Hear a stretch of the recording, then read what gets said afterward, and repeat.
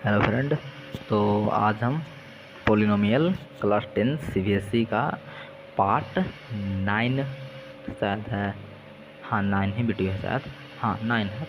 Polynomial का part 9 video करने वाला है। ठीक है, तो इसमें हम आज सीखने वाले हैं कि क्वाड्रेटिक पोलिनोमियल का जीरोज और उसका कोफिशिएंट के बीच में क्या रिलेशन होता है, हम वही सीखेंगे।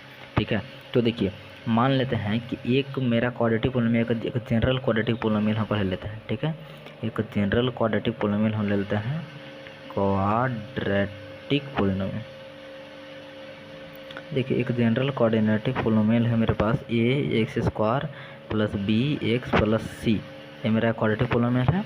ठीक है, तो इसका कोफिशिएंट आप देख सकते हैं कि ए एक्स स्क्वायर का कोफिशिएंट है ए एक्स का कोफिशिएंट है बी और इसको बोलते हैं कांस्टेंट टर्म। ठीक है, तो यहाँ से आप एक फार्मूला याद रखिए कि इसका जीरो और क्वाड्रेटिक पोलिनोमियल का जीरो और कोफिशिएंट के बीच में क्या रिलेशन होता है। इसका अगर जीरो कोई देखिए कोई भी क्वाड्रेटिक पोलिनोमियल का अगर आप जीरो निकालेंगे ना तो उसका सम ऑफ जीरोज, मतलब दो जीरोज आएंगे ना क्वाड्रेटिक पोलिनोमियल का, तो सम ऑफ जीरोज का फार्मूला होता है sum of zeros is equal to होता है कोफिशिएंट ऑफ, देखिए इस तरह से कोफिशिएंट ऑफ और माइनस लगाते हैं coefficient of x upon coefficient of x square. ठीक है, यहाँ पे माइनस है, ये होता है सम ऑफ जीरो। मतलब कि अगर आप एक क्वाड्रेटिक पोलिनोमियल लिए अगर उसका जीरोज फाइंड किया, ठीक है, अगर दोनों जीरोज को आप ऐड कीजिएगा, दोनों जीरोज को ऐड कीजिएगा और इधर से कोफिशिएंट ऑफ एक्स मतलब कोफिशिएंट ऑफ एक्स मतलब बी, ये कोफिशिएंट ऑफ एक्स का मतलब ए, तो दोनों तरफ से आपका इक्वल ही आएगा। समझ रहे हैं। तो जैसे आपको एक उदाहरण देके हम बताना चाहता हूँ, जैसे देखिए एक ले लिए हम 2x square plus 3x plus 4। ठीक है, इस तरह से हम क्वाड्रेटिक पोलिनोमियल है। तो अगर इसको हम पूछेंगे कि इसमें बताइए कि सम ऑफ जीरोज कितना होगा, तो आप क्या करेंगे, पहले इसको जीरो निकालेंगे, दोनों को ऐड करेंगे तब ना बताएंगे। लेकिन अगर ये फार्मूला याद रहा तो डायरेक्ट आप कोफिशिएंट से बता सकते हैं, क्योंकि सम ऑफ जीरो का क्या फार्मूला है, कोफिशिएंट ऑफ एक्स बटा coefficient of x square, minus लगा दीजिए। तो coefficient of x 3, coefficient of x square 2 लगा दीजिए माइनस, बस बिना जीरो निकालने ही आप बता दिए कि सम ऑफ जीरो इसका -3/2 होगा। समझ रहे हैं। तो ये रिलेशन होता है जीरोज और कोफिशिएंट के बीच में, समझ रहे हैं। और एक और रिलेशन होता है वो भी देख लीजिए, एक होता है सम वाला रिलेशन हो गया, एक प्रोडक्ट वाला रिलेशन होता है, product of zeros, product of zeros. तो प्रोडक्ट ऑफ जीरोज क्या होता है, constant term, product of zero होता है कांस्टेंट टर्म और upon coefficient of x square, ये होता है, माइनस नहीं लगता है, समझ रहे हैं ना।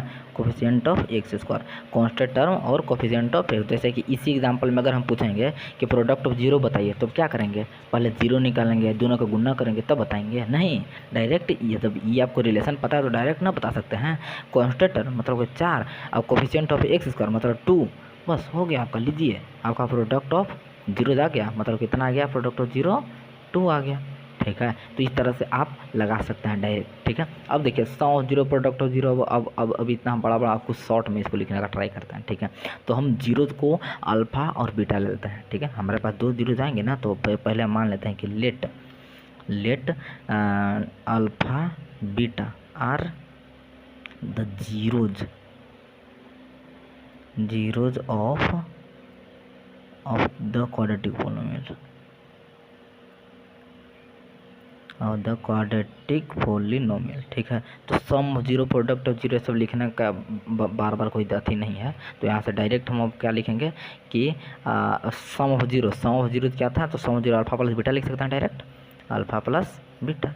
ठीक है, देन तो sum of zero alpha plus beta बराबर क्या होता है, कोफिशिएंट ऑफ एक्स, तो कोफिशिएंट ऑफ एक्स क्या था, यहाँ बी था, देखिए ध्यान से कोफिशिएंट ऑफ एक्स क्या माने हैं, बी, मतलब ऊपर हो जाएगा बी और नीचे है कोफिशिएंट ऑफ एक्स का, कोफिशिएंट ऑफ एक्स आप देखिए ए है, तो अल्फा प्लस बीटा हो गया बी बटा ए। अब यहाँ बोले थे कि माइनस लगा दीजिएगा, मतलब अल्फा प्लस बीटा का क्या फार्मूला हो गया, माइनस बी बटा ए। और प्रोडक्ट यानी कि अल्फा गुना बीटा, तो अल्फा बीटा डायरेक्ट बोल सकते हैं, अल्फा इंटू बीटा, और बराबर क्या है कांस्टेंट टर्म, तो कांस्टेंट टर्म देखिए यहाँ पे सी है, सी मानना है, तो कांस्टेंट टर्म क्या हो गया सी और बटा में कोफिशिएंट ऑफ एक्स होगा मतलब ए, यहाँ पे माइनस नहीं लगता है, समझ रहे हैं। तो ए आपको बस फार्मूला याद रखना है, alpha plus beta minus B बटा ए और अल्फ़ा बीटा सी बटा ए। बस आपको यही फार्मूला याद रखना है, आपका सारा क्लियर हो जाएगा।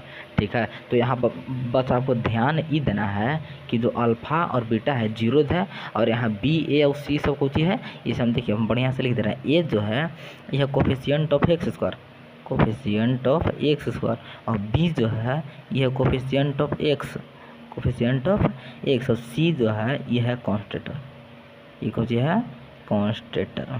आपका ई रिलेशन होता है जीरो और कोफिशिएंट के बीच में, समझ रहे हैं ना। तो अल्फ़ा प्लस बीटा डायरेक्ट हो गया माइनस बी बटा है, और अल्फ़ा बीटा हो गया सी बटा है। बस आपका रिलेशन फाइंड हो चुका है, समझ रहे हैं। तो चलिए इस पर कुछ हम क्वेश्चन करते हैं ताकि आपको कुछ क्लैरिटी मिले।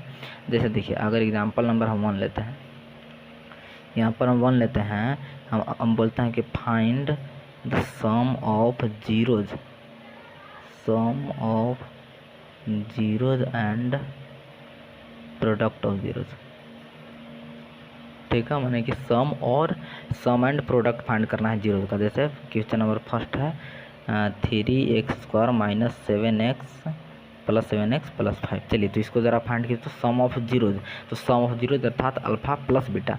तो अल्फ़ा प्लस बीटा का क्या फार्मूला बताएं हम, माइनस बी बटा ए, माइनस बी बटा है। तो लिखिए पहले माइनस बी बटा है, तो माइनस बी क्या होता है, एक्स का कोफिशिएंट बताया ना, एक्स का कोफिशिएंट अर्थात 7। तो पहले तो माइनस का माइनस लिख दीजिए, फिर बी यानी कि एक्स का कोफिशिएंट अर्थात 7 बटा में ए है, ए मतलब कि एक्स का कोफिशिएंट अर्थात 3, मतलब अल्फ़ा प्लस बीटा हमको कितना आ गया है, -7 बटा 3। उसी तरह अल्फ़ा बीटा फाइंड करेंगे। तो देखिए अल्फ़ा बीटा फाइंड कर लेते हैं, अल्फ़ा बीटा यहाँ फाइंड कर लेते हैं।